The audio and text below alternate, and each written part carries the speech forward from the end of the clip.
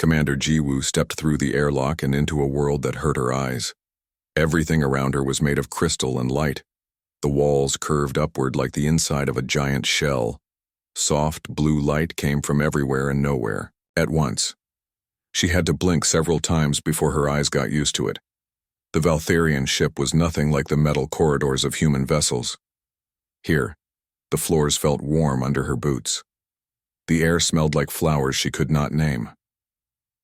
When she touched the wall, it felt smooth as glass but warm like skin. 3 tall figures waited for her in the center of the chamber. They looked like living statues made of clear crystal. Light moved through their bodies like blood through veins. When they moved, she could hear a sound like wind chimes. "Welcome, human," said the tallest one. His voice came from all directions at once. "I am Counselor Vextar. These are my companions, Counselor Mirabel and Counselor Thexwin." Jiwoo had practiced this moment for months. She stood straight and gave a formal bow. "Thank you for meeting with me. I am Commander Jiwoo of the Terran Defense Corps. I come to speak for all humans in the outer colonies." The 3 aliens looked at each other. She could see light pulse faster through their bodies. Were they talking to each other without words? She had read about this in the briefing files, but seeing it was different.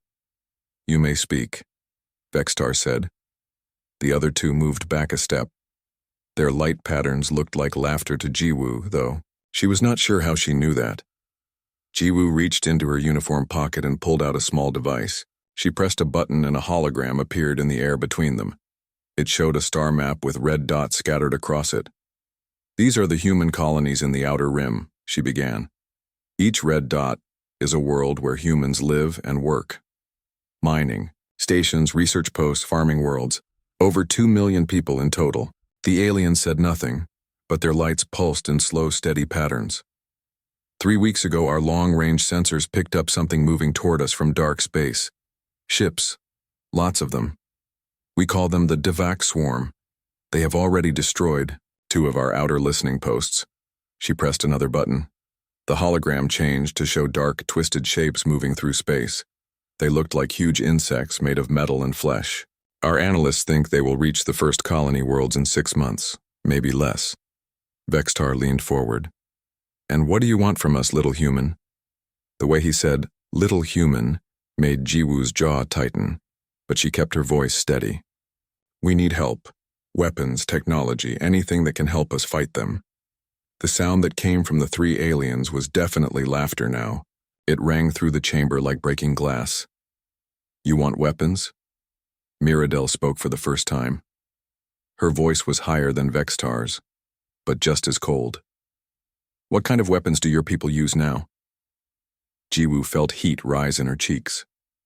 "Kinetic, projectiles mostly. Some energy weapons. Railguns for the big ships." "Kinetic projectiles," Thexwin repeated. "You mean you throw rocks at your enemies?" "Bullets," Jiwoo said. "And missiles. Plasma charges for mining." The laughter got louder. Vextar's light patterns were flashing so fast they made her dizzy. "This is wonderful," he said. "The humans want to fight the Devak with bullets and mining charges. Perhaps you should throw stones at them as well?" Jiwoo felt her hands curl into fists, but she forced them to stay at her sides. "We have fought enemies before. We know how to adapt. We just need better tools." "Better tools," Mirabel said. "Like what?" "Plasma rifles would be a start. Energy shields. Maybe some of your crystal technology for our ships." The laughter stopped so suddenly that the silence hurt Jiwoo's ears. Vextar moved closer to her. Up close, she could see that his crystal body was not smooth. There were patterns carved deep into it, like writing she could not read. "You want plasma rifles?" His voice was very quiet now. "Do you have any idea what you are asking for?" "I know they are advanced weapons. I know your people have them. Plasma rifles are not toys, human. They channel the power of stars. In the wrong hands, they can crack planets. We would not use them to crack planets. We would use them to defend our homes." Thexwin made a sound like wind through broken glass. "Your species still fights with chemical explosives. You are barely out of your caves. What makes you think you could handle technology that took us 10,000 years to perfect?" Jiwoo looked at each of them in turn. Because we need to. Need to? Vextar's lights pulsed in what looked like anger. Need has nothing to do with capability. A child might need to fly, but that does not mean you give a child control of a starship. We are not children. Prove it. The challenge hung in the air like smoke. Jiwoo could feel something change in the room. The other two aliens had gone, very still.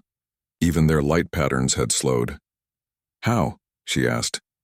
But before Vextar could answer, another voice spoke from the shadows at the edge of the chamber. I know that stance. Jiwoo turned toward the voice. A fourth figure stepped into the light, and she had to work hard not to step backward. This alien was different from the others. Where they were smooth crystal, he was scarred and pitted. One of his arms ended in metal instead of crystal. When he moved, she could hear the soft whir of mechanical parts. I know those eyes, he continued, moving closer. I have seen them before. General Kale Ross, Vextar said, and his voice had changed. There was respect in it now, and maybe a little fear. I did not know you were observing. I observe everything. That might affect the safety of our people, the general said. His voice was different too, deeper, rougher, like rocks grinding together, and this human interests me. He stopped in front of Jiwoo and looked down at her. She was tall for a human, but he was easily twice her height. His optical sensors glowed with soft red light as they focused on her face. What do you see when you look at the Devac swarm, human? The question surprised her. I see death coming for my people.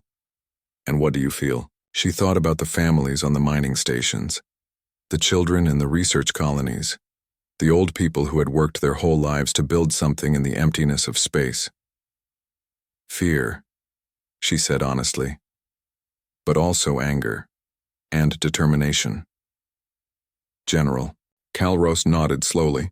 Yes, I can see it in your eyes. The same look the Karathi had when they made their last stand at the Veil of Stars. The Karathi?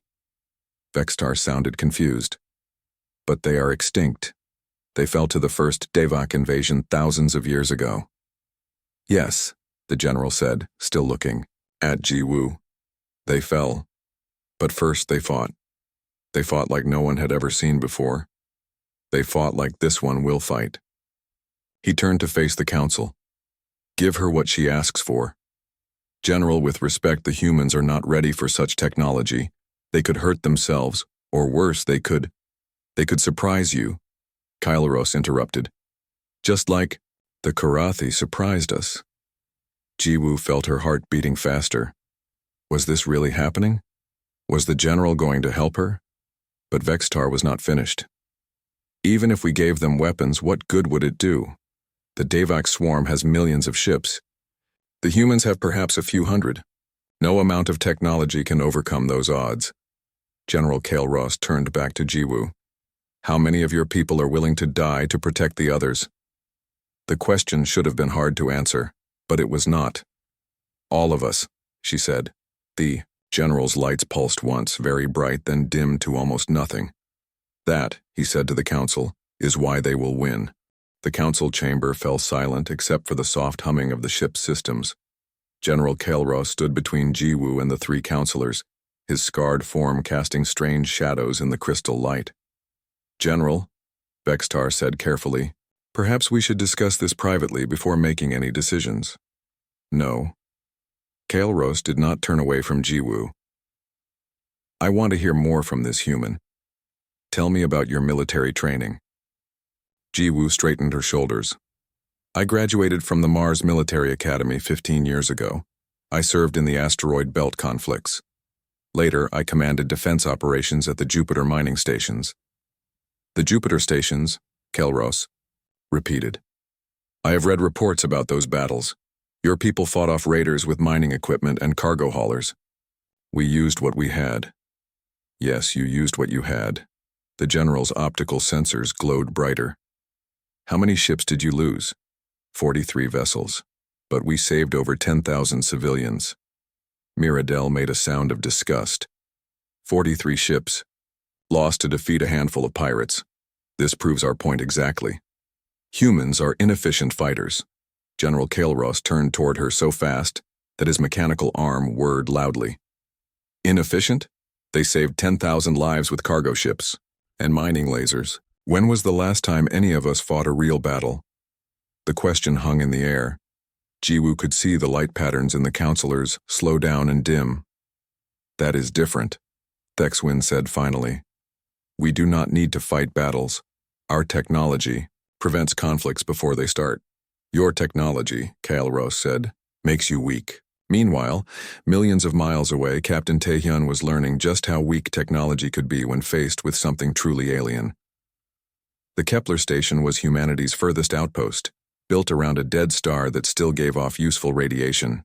Taehyun had been station commander for 3 years. It was supposed to be a quiet job, watching for asteroids and monitoring deep space signals. But the signals they were getting now were not from asteroids. Captain, called Lieutenant Yoon Seo from the communications station. I'm picking up movement. On the edge of our sensor range, multiple contacts. Taehyun moved to stand behind her. The display screen showed dozens of red dots moving toward them in a loose formation. How far out? 6 hours at their current speed. Sir, these readings don't match anything in our database. The ships are huge, but they're giving off biological signatures. Biological? Taehyun frowned. He had read the reports from Earth about the Divac swarm, but seeing it on his screens was different. All stations, this is the captain. We have incoming hostiles. Begin evacuation procedures immediately. But even as he gave the order, Taehyun knew they did not have enough transport ships to evacuate everyone. Kepler Station had 8,000 people on it. They had transport capacity for maybe half that number. Sir, Yoon-seo said quietly, what about the people we can't evacuate? Taehyun looked at the tactical display. The station had defensive weapons, but they were designed to destroy asteroids and space debris, not warships. Still, they were something. We fight, he said. Signal all civilian transports to begin loading immediately. Priority to families with children. Everyone else prepares for combat. Back on the Valtharian ship, General Kael'ros was accessing his personal memory banks. Light patterns flowed through his body as he recalled events from thousands of years. Ego. I was young when the Karathi made their last stand, he told Jiwoo. Barely past my first century. I served as a tactical observer for the Galactic Council. He gestured, and the air above them filled with holographic images. Jiwoo saw alien ships locked in desperate battle around a dying star. The defenders were outnumbered 100 to 1. The Karathi knew they could not win. Kael'ros continued. Their technology was inferior. Their ships were smaller. They had no plasma weapons, no energy shields, no crystal matrices like ours. The hologram showed a ship exploding in brilliant light, taking 3 enemy vessels with it. But they had something else. They had the will to die for something greater than themselves. They turned their cargo ships into bombs. They used their mining equipment as weapons. They fought with everything they had until the very end. And they lost, Vextar said coldly. Yes, they lost. But they held the line long enough for the rest of us to prepare. Without their sacrifice, the Divac would have overrun half the galaxy before we knew what was happening. Jiwoo watched the holographic battle and felt something cold settle in her stomach. Was this humanity's future? A glorious last stand that ended in extinction? General, she said, why are you telling me this? Kael'ros turned off the hologram and looked at her directly. Because I see the same fire in your eyes that I saw in theirs, the same determination, the same willingness to pay any price to protect what you love. But you said they lost. They lost because they fought alone. They had no allies who understood their methods, no one who could learn from their tactics. His optical sensors grew brighter. You will not fight alone. At Kepler Station, Captain Taehyun was discovering what fighting alone really meant. The first Divac scouts had arrived an hour ahead of schedule. They were smaller than the main force, but they were still massive compared to human ships. Each one was the size of a city block covered in what looked like organic armor. All defensive batteries target the lead ship, Taehyun ordered. The station's weapons opened fire. Beams of coherent light and streams of accelerated particles struck the alien vessel. For a moment, Taehyun thought they might actually damage it. Then the ship's organic armor began to heal itself. "Captain," called his weapons officer, "our attacks are having minimal effect. The ships appear to be regenerating damage faster than we can inflict it." Taehyun cursed under his breath, but then he had an idea. "What about concentrated fire, all weapons on a single point?" "Sir, that would leave us defenseless against the other ships."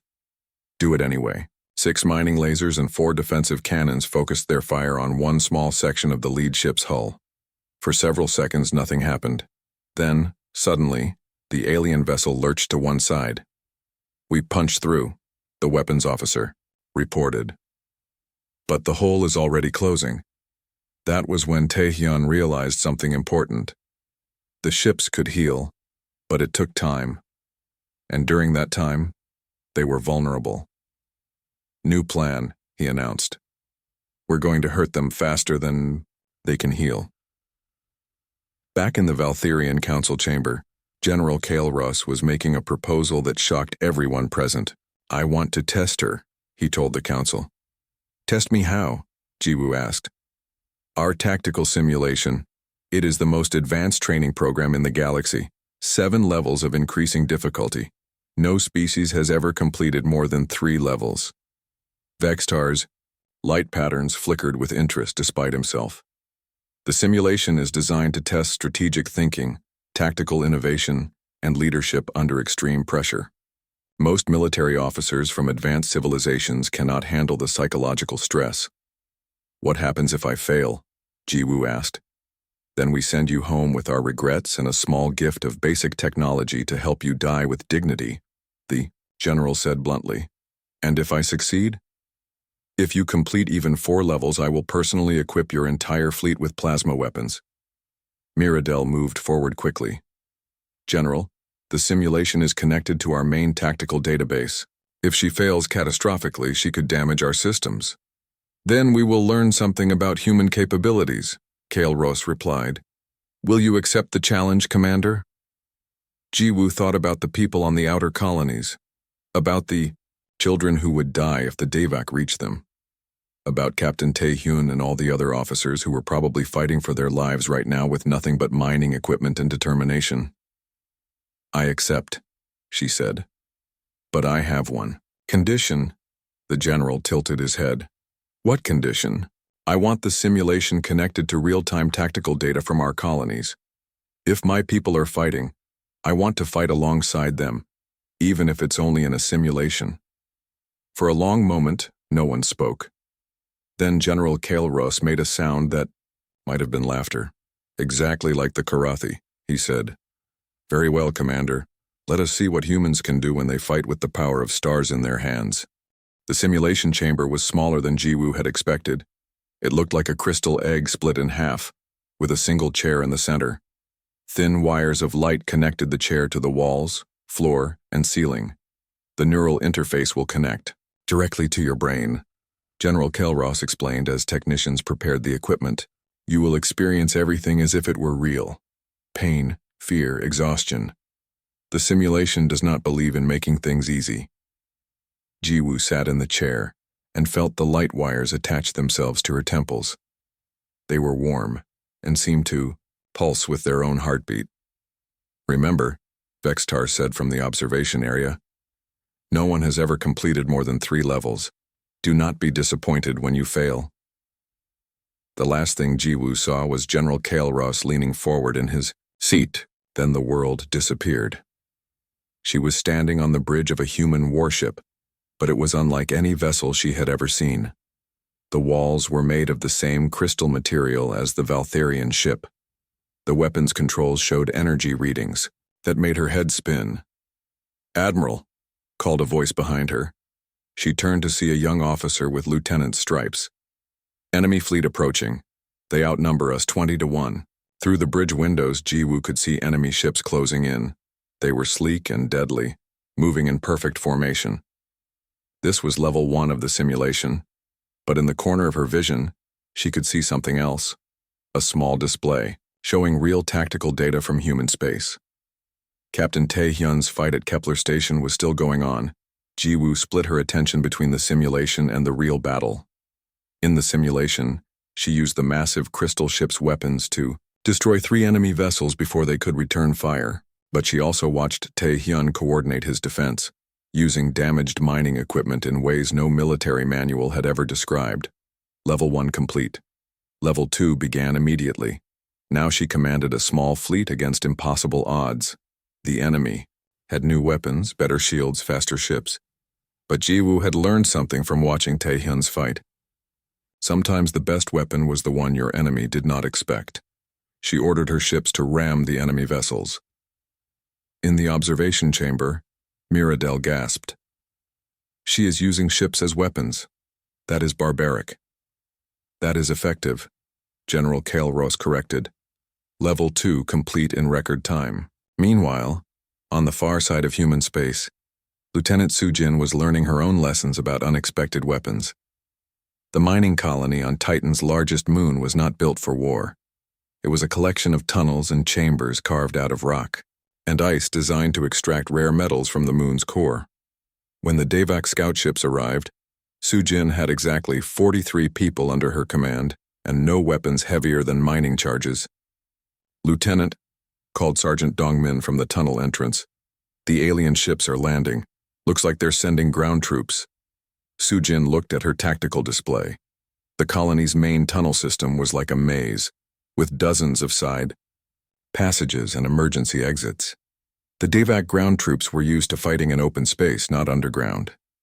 "All teams fall back to level 5, she ordered, "and bring all the mining charges you can carry." The Davak soldiers that entered the tunnels were nightmares made real. They stood 8 feet tall, covered in chitinous armor that seemed to shift and flow like liquid. Their weapons fired some kind of bioplasma that melted through rock like acid, but they had to come through the tunnels single file. And Soo-jin had been mining these tunnels for 3 years. She knew every passage, every weak point in the rock, every place where a well-placed explosive could bring down a ceiling. "Fire in the hole," she whispered and pressed the detonator. The explosion brought down 200 tons of rock on the first wave of aliens. The survivors found themselves trapped in a maze where the walls themselves were weapons. Back in the simulation, Jiwoo was facing level 5. The enemy had adapted to her ramming tactics and were staying at long range. Worse, they had some kind of weapon that could turn her own crystal ships against her. She was losing badly when the real-time tactical data gave her an idea. "All ships, emergency power to engines," she ordered. "We're going underground." "Admiral," her simulated tactical officer said, "there is no underground in space. There is if we make one." Jiwoo ordered her fleet to fly directly into the nearest asteroid field. The enemy followed, confident they could destroy her ships among the rocks. But Jiwoo was not trying to hide. She was turning the asteroids into weapons. Her ships used their mining lasers to destabilize the asteroid's molecular structure. When the enemy fleet flew into the field, they found themselves surrounded by rocks that exploded like bombs at the slightest touch. Level 5 complete. "Impossible," Thexwin whispered. "She is thinking like a machine and fighting like an animal." "She is thinking like a human," General Kael'ros said. "And now she faces level 6. In level 6, Jiwoo found herself commanding not ships, but entire star systems. The enemy was everywhere, using weapons that could crack planets and turn stars into bombs. Traditional tactics were useless, but the real-time data from human space showed her something interesting. Soo-jin's underground battle was succeeding because she had turned the enemy's expectations against them. The aliens expected human technology to work in predictable ways, so Jiwoo started doing unpredictable things with star-level technology. She used the crystal ship's power systems to create artificial gravity wells that threw enemy fleets into the hearts of suns. She turned mining stations into massive railguns that fired asteroids at near light speed. She even found a way to make stars themselves explode in controlled bursts that destroyed enemy fleets, while leaving human colonies untouched. Level 6 complete. The observation chamber was completely silent now. Even the light patterns in the counselors' bodies had stopped moving. "Level 7, General Kael'ros said quietly, "has never been attempted by anyone. The psychological stress alone has driven test subjects insane." "What makes it so hard?" Jiwoo asked. She was still connected to the simulation, but it had paused between levels. Level 7 is not about fighting a war, the general replied. It is about choosing what to sacrifice to win it. The simulation resumed, and Jiwoo found herself in the most impossible situation yet. She commanded the entire galactic defense fleet, but the enemy had evolved. They were no longer just trying to conquer worlds. They were trying to consume entire star systems, turning the matter and energy into more of themselves. Every choice was terrible. Save Earth and lose the Mars colonies. Protect the civilian transports and lose the military fleet. Defend the core worlds and abandon the outer systems. But as she watched the tactical displays, both simulated and real, Jiwoo realized something. Soo-jin was not just fighting to hold territory. She was fighting to buy time for civilians to escape. Tae-hyun was not trying to destroy the enemy fleet. He was trying to learn their weaknesses so other human forces could use that knowledge. They were not fighting to win battles. They were fighting to make sure humanity survived to fight another day. So in Level 7, Jiwoo made the hardest choice of all. She ordered the evacuation of Earth itself. Admiral, her simulated communications officer said, Earth Command is refusing the evacuation order. They say they would rather die than abandon the homeworld. Jiwoo thought about real commanders, like Tae-hyun and Soo-jin, making impossible choices with limited resources.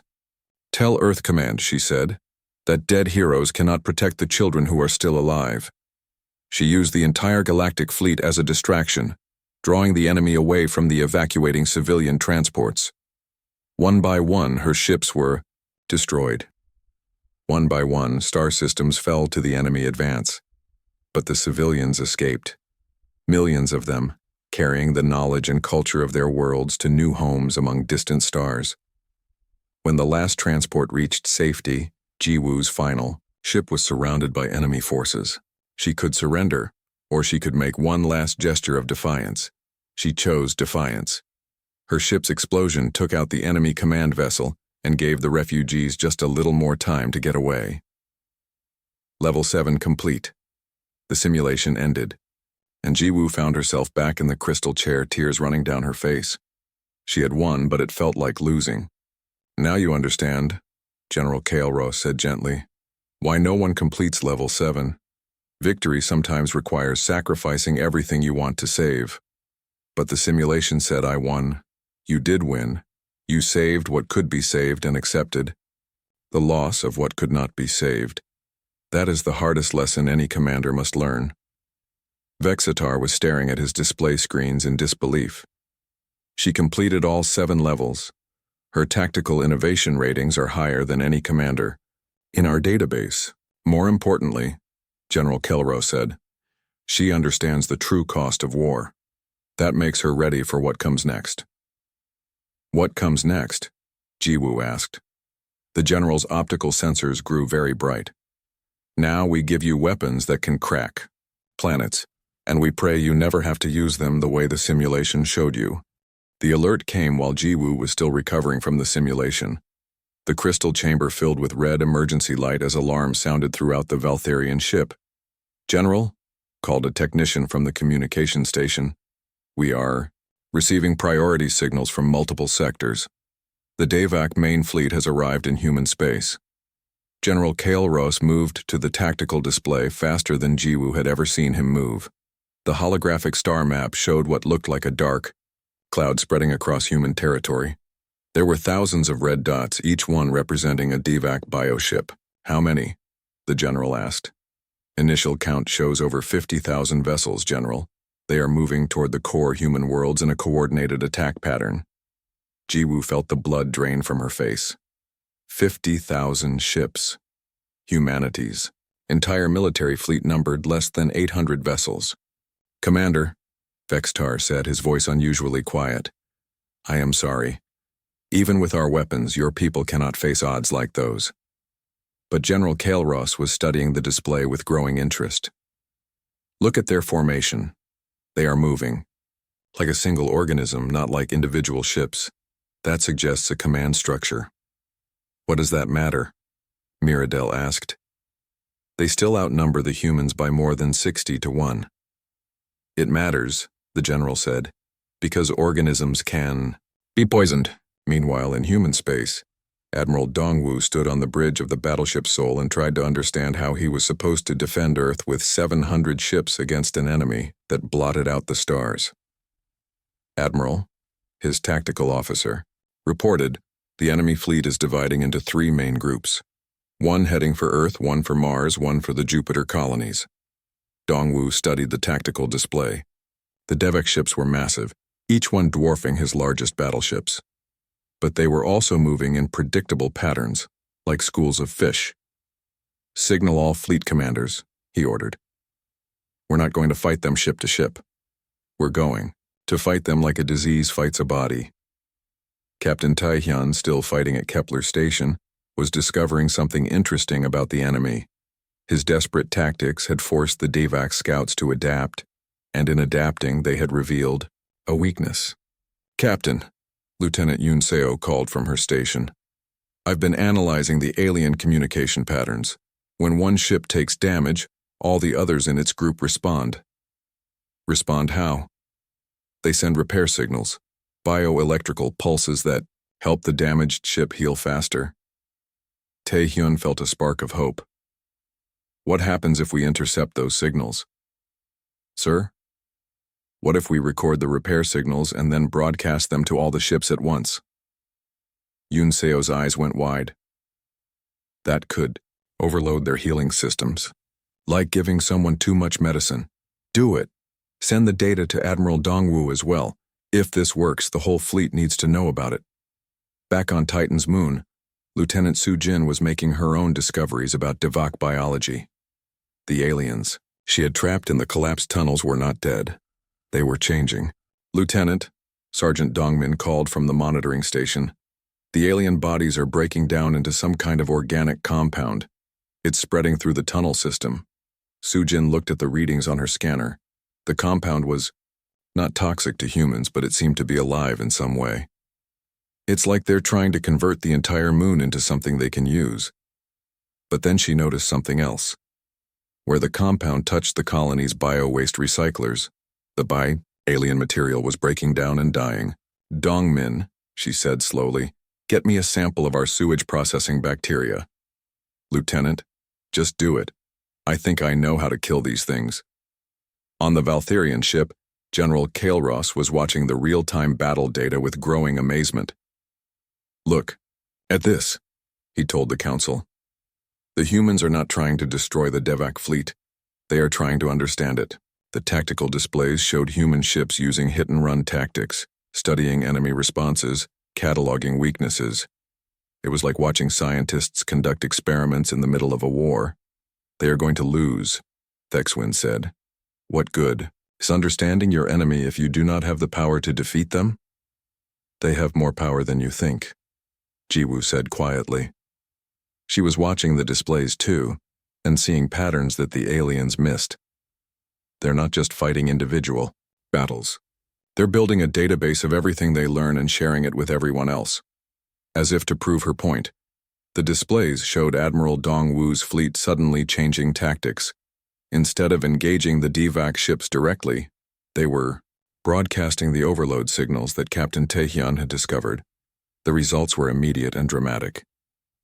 Dozens of Devak bioships began convulsing, their organic hulls splitting open as their healing systems went haywire.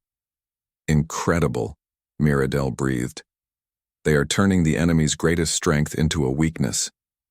But the victory was short-lived. The Devak fleet adapted quickly, developing immunity to the overload signals. Within an hour, the tactic stopped working entirely.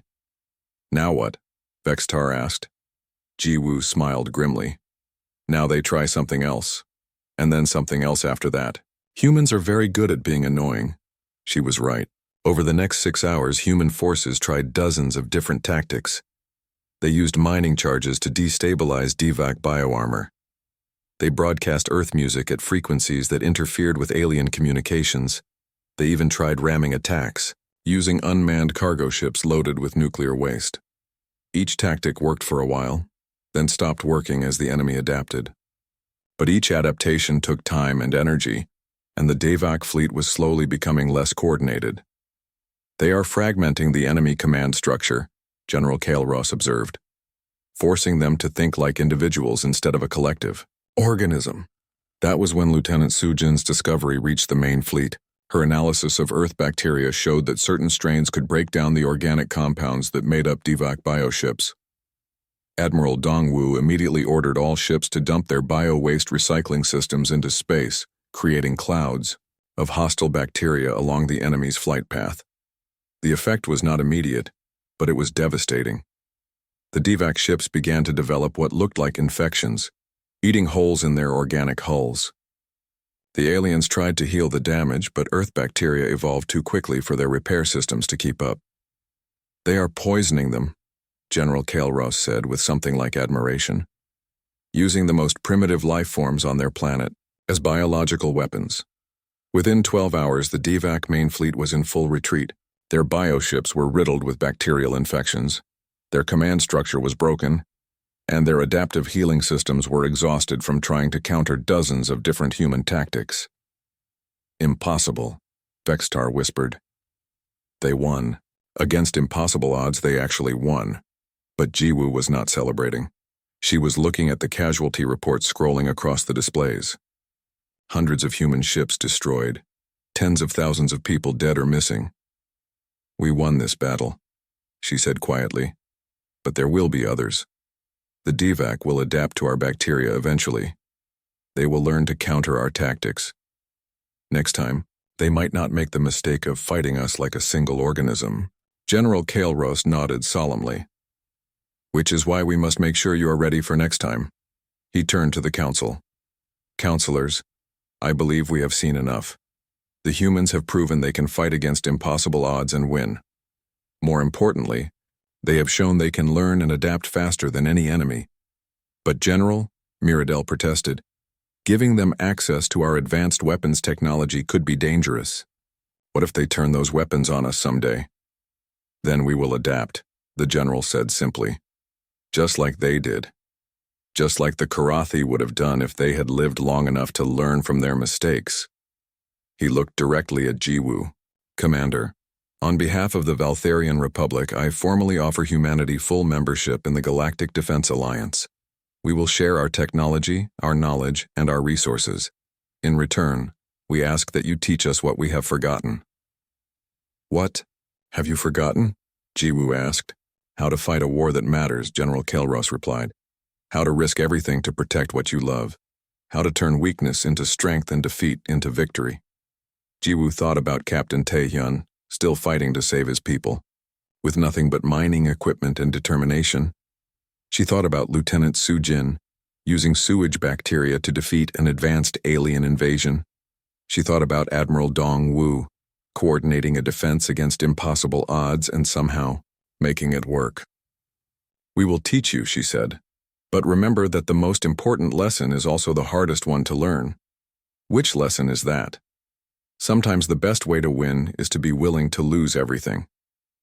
General Ross's optical sensors dimmed, in what might have been respect. "Yes," he said, "that is exactly what the Karathi never had the chance to teach us." 2 weeks after humanity's impossible victory against the DVAC swarm, Jiwoo received a message that changed everything. General Ross wanted to meet her in the deepest part of the Valtharian ship, in a place called the Memory Vault. The journey down took nearly an hour through corridors that grew darker and more ancient with each level. The crystal walls gave way to metal that looked older than human civilization. Strange symbols covered every surface, glowing with faint light that hurt her eyes. When Jiwoo finally reached the memory vault, she found General Ross standing before a massive wall covered in what looked like fossilized data crystals. Each crystal pulsed with stored information from thousands of years ago. "Commander," the general said without turning around, "what I'm about to show you will change how you see your species forever. Are you prepared for that?" "I think so," Jiwoo replied, though she was not sure anyone could be prepared for what came next. General Ross touched one of the crystals, and the entire wall came alive with light. Holographic images filled the space around them, showing events from deep in galactic history. 10,000 years ago, the general began, the galaxy was very different. There was no galactic council, no peaceful cooperation between species. There was only war. The images showed burning worlds and fleets of ships locked in desperate combat. But the ships were unlike anything Jiwoo had ever seen. They moved with organic grace, their hulls shifting and changing like living tissue. The Vorthak Empire controlled half the galaxy, Kael'ros continued. They were not like other conquerors. They did not want territory or resources. They wanted to transform all life into extensions of their own will. Jiwoo watched as the holographic Vorthak ships approached a planet. Instead of bombing it, they released clouds of something that looked like metallic spores. Within hours, the entire world's surface had changed, becoming part of some vast organic machine. They turned entire star systems into living computers, the general explained. Billions of beings became part of their collective consciousness, losing all individual thought and will. What stopped them? Jiwoo asked. A species called the Karathi. They were young, aggressive, and refused to surrender even when facing certain death. New images appeared, showing aliens that looked almost human but taller and more graceful. They fought with desperate courage, using tactics that reminded Jiwoo of humanity's recent victory against the Divak. The Karathi realized they could not defeat the Vorthak through conventional warfare, Kael'ros said. So they tried something that had never been attempted before. They decided to create a new form of life, one designed specifically to fight an enemy that seemed invincible. The holographic images showed Karathi scientists working in hidden laboratories. They were manipulating genetic material, combining DNA from dozens of different species. They took the best traits from every warrior species they could find, the general continued. The adaptability of the Zenthari, the persistence of the Gorvak, the creativity of the Thylorians. But most importantly, they added something of themselves. What did they add? The refusal to accept defeat, the willingness to sacrifice anything to protect what they loved, the ability to find hope in hopeless situations. Jiwoo felt a cold certainty growing in her stomach. General, what are you trying to tell me? The Karathi's final creation was placed on a small blue world in an isolated sector of the galaxy. They programmed the planet's environment to encourage rapid evolution and adaptation. Then they waited to see what would develop. The holographic display changed to show a familiar solar system, 8 planets orbiting a yellow star, with the third planet covered in blue oceans and green continents. Earth, Jiwoo whispered. Yes, humanity is the Karathi's ultimate weapon, designed to fight enemies that conventional forces cannot defeat. The room spun around Jiwoo. Everything she thought she knew about her species was wrong. They were not natural evolution. They were engineered. But we developed our own cultures, our own history, she protested. We fought wars against each other for thousands of years. That was part of the design, Kael'ros said gently. The Karathi learned that weapons created only for war become too rigid. You needed to face many different challenges to develop true adaptability. So every human war, every conflict, every tragedy in our history was planned? Not planned. Guided. The Karathi left certain genetic markers in your species. When you face an extinction-level threat, those markers activate dormant abilities. That explained so much. The way human soldiers could fight on when any rational being would surrender. The way human scientists could solve impossible problems under pressure. The way humanity turned every disadvantage into some kind of advantage. Does the rest of the galaxy know this? Jiwoo asked. The older civilizations suspect. Why do you think the Valtherian Council was so reluctant to give you advanced weapons? They are terrified of what you might become. And what might we become? General Kael'ros turned to face her directly. The most dangerous species in the galaxy.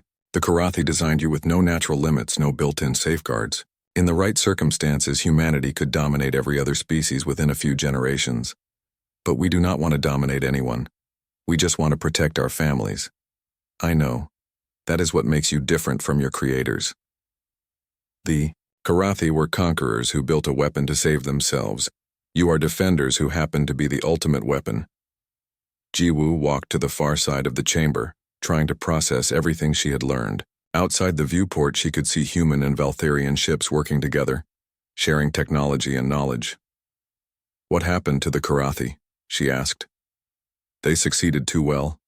Their weapon was so effective that the Vorthak decided to eliminate its creators before it could fully mature. The Karathi fought bravely, but they were still just one species against an empire. And now the Vorthak are returning. Yes, the Divak were just scouts, testing the galaxy's defenses. When they report back that they were defeated by a primitive species using bacterial warfare, the Vorthak will become very interested. How long do we have? Perhaps 5 years, perhaps 10. The Vorthak do not move quickly, but when they decide to act, nothing can stop them except a weapon designed specifically to fight them. A species that can adapt faster than they can counter. A people who refuse to surrender no matter what the odds." Jiwoo felt the weight of her species' destiny settling on her shoulders. Humanity was not just fighting for survival. They were fulfilling a purpose they had never known they had. "General," she said finally, "there is something I need to know. When the Vorthak come, will the Galactic Council stand with us or against us? That depends on what humans do between now and then. Some species will see you as salvation. Others will see you as a threat worse than the Vorthak themselves. And you? What do you see?" The old warrior's optical sensors glowed bright. "I see the species the galaxy has been waiting 10,000 years for. The children of the Karathi, finally ready to complete the mission their parents died to begin. What if we are not ready? What if we fail like the Karathi did? Then the galaxy falls. But I do not think you will fail. The Karathi fought alone. You will not fight alone." As Jiwoo prepared to leave the memory vault, General Kael'ros stopped her with one final revelation. "Commander, there is one more thing you should know. The genetic markers in your species are still activating. What you have seen humanity accomplish so far is just the beginning." "What do you mean?" "Your people's capacity for adaptation is still growing. Your ability to turn weakness into strength is still developing. By the time the Vorthak arrive, humanity may be capable of things that even the Karathi could not imagine." Walking back through the ancient corridors, Jiwoo wondered what her species would become in the years ahead. The thought was both terrifying and exciting. Humanity had been created as a weapon, but they had chosen to become something more. They had chosen to become protectors.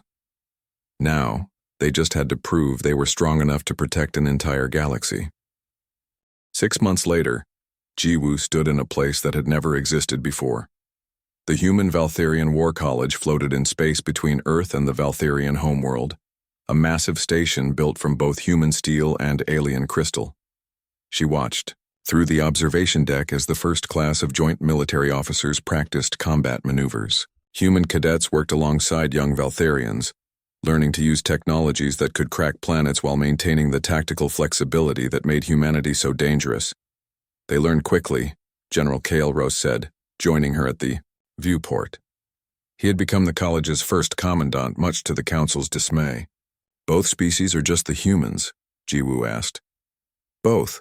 The humans learn our technology faster than we thought possible, but the Valtherians are learning something more important. Which is how to be afraid again. Fear is a useful emotion in war. It keeps you from making stupid mistakes." Jiwoo smiled. In the months since the Divak retreat, she had seen remarkable changes in both species. Humans had adapted to advanced technology with typical human speed, turning plasma rifles into tools for everything from mining to cooking. But the Valtherians had changed too, becoming more flexible in their thinking, more willing to take risks. "Any word from our deep space monitoring stations?" she asked. The general's optical sensors dimmed slightly. 3 long-range scouts reported unusual readings from the galactic rim. "Something large is moving in our direction." "The Vorthak?" "Possibly, or it could be something else entirely. The galaxy is full of things we do not understand." That was when Captain Taehyun appeared in the doorway. He wore the new Joint Service uniform, human design with Valtherian technology woven into the fabric. His promotion to Director of Tactical Innovation had surprised everyone except Jiwoo. "Commander General," he said, giving them both a formal salute. I have the latest reports from the field testing units. How are our new weapons performing? Jiwoo asked. Taehyun grinned. Better than expected. Lieutenant Sujin's Biological Warfare Division has developed 17 new strains of combat bacteria. They can eat through Divak bioarmor in less than 10 minutes. And the plasma weapons? Admiral Dongwoo's fleet completed live-fire exercises last week. The new human-designed targeting systems increased accuracy by 40% over standard. Valtharian configurations. General Kael'ros made a sound that might have been laughter. Of course they did. Humans always find ways to improve our technology. It is not just improvement, Taehyun said seriously. We think about weapons differently than you do. You design them to be perfect, we design them to be useful. Explain the difference, the general requested. Your plasma rifles are incredibly powerful and completely reliable. They will work exactly the same way for 1,000 years. But our modified versions can be adjusted for different targets, different environments, different tactical situations. They are not as perfect, but they are more adaptable. That was the key difference Jiwoo had noticed between human and alien thinking. Other species designed tools to solve specific problems. Humans designed tools that could be adapted to solve problems they had not thought of yet. Speaking of adaptation, she said, have you heard anything from the Valtharian Council about our request for deep space exploration rights? General Kael'ros nodded slowly. They have agreed to give you access to the restricted sectors, but they want guarantees that you will not use that access to expand human territory aggressively. What kind of guarantees? Joint exploration missions, Valtharian observers on all human deep space vessels, shared data from any discoveries you make. Taehyun frowned. They still do not trust us completely. Can you blame them? Jiwoo asked. They have seen what we can do when we are desperate to survive. Imagine what we might do if we were desperate to expand. The truth was that humanity's rapid adaptation to advanced technology had scared some members of the Galactic Council. In 6 months, human forces had gone from fighting with mining equipment to wielding weapons that could destroy star systems. The improvement curve was so steep it made other species nervous. There is something else, General Kael'ros said quietly. The Council has received reports from other sectors. Species that have never had contact with humans are starting to change. Their military doctrines. Change how? They are adopting human tactics, hit-and-run attacks, using civilian technology as weapons, turning their enemies' strengths into weaknesses. Jiwoo felt a chill. Are you saying we have started some kind of galactic arms race? I am saying that the idea of fighting to win, no matter the cost, is spreading. Some species see it as liberation from old, inefficient ways of thinking.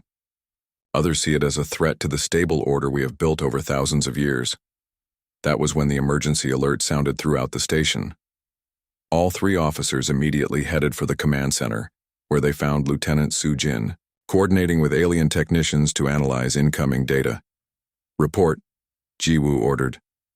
Commander, we are receiving signals from the Deep Space Monitoring Grid. Multiple massive objects are approaching from the galactic rim. Divak? No, ma'am. The energy signatures are completely different, and they are much larger than any Divak vessel we have seen. General Kael'ros studied the tactical display. How large?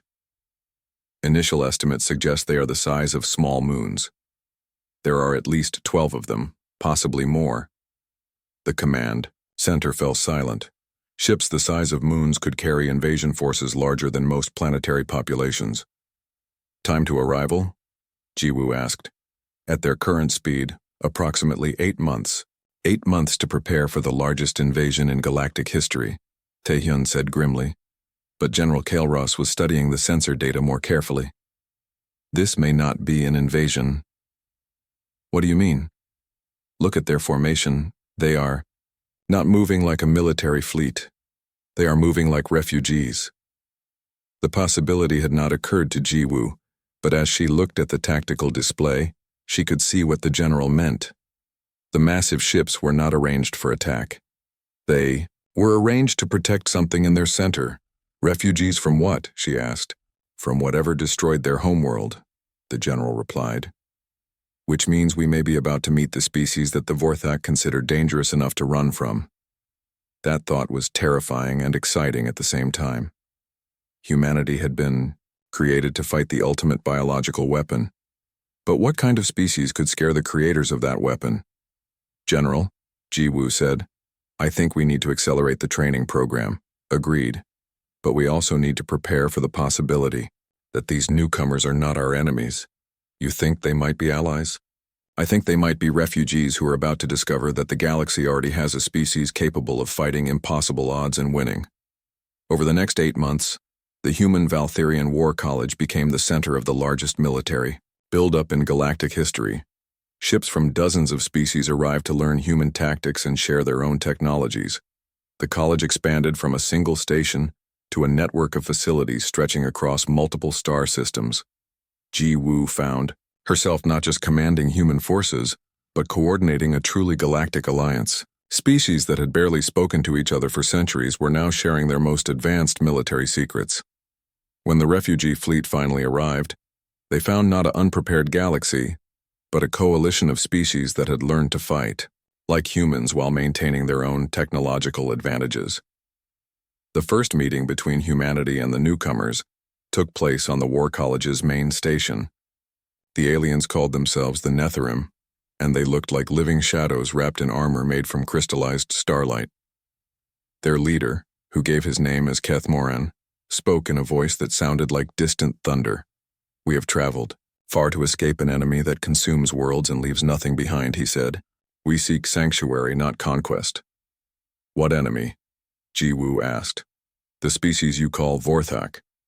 They have awakened from their long sleep and begun to reclaim the galaxy they once ruled. Our homeworld was the first to fall to their new expansion. General. Kael'ros leaned forward. You have fought them directly? We have fought their advanced scouts. True Vorthak vessels are larger than your largest space stations, and armed with weapons that can unmake matter itself at the quantum level. The command center was very quiet as everyone tried to process this information. How long do we have before they reach this sector? Admiral Dongwu asked. Perhaps 10 years. Perhaps less. They do not move quickly, but they move inevitably. Ji-woo looked around the room at the faces of humans and aliens working together.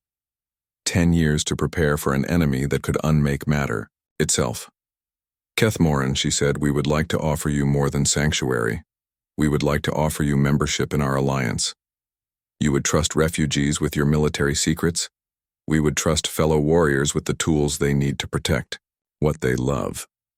The Netherim leader was silent for a long moment. Then he made a sound that might have been laughter. I see why the Vorthak fear you, he said. You do not just fight to survive. You fight to make others strong enough to stand with you. That, General Kael'ros said, is what makes them the ultimate weapon. Not their ability to destroy, but their ability to create something worth defending. As the meeting continued, Ji-woo looked out at the stars and thought about the future. Some way,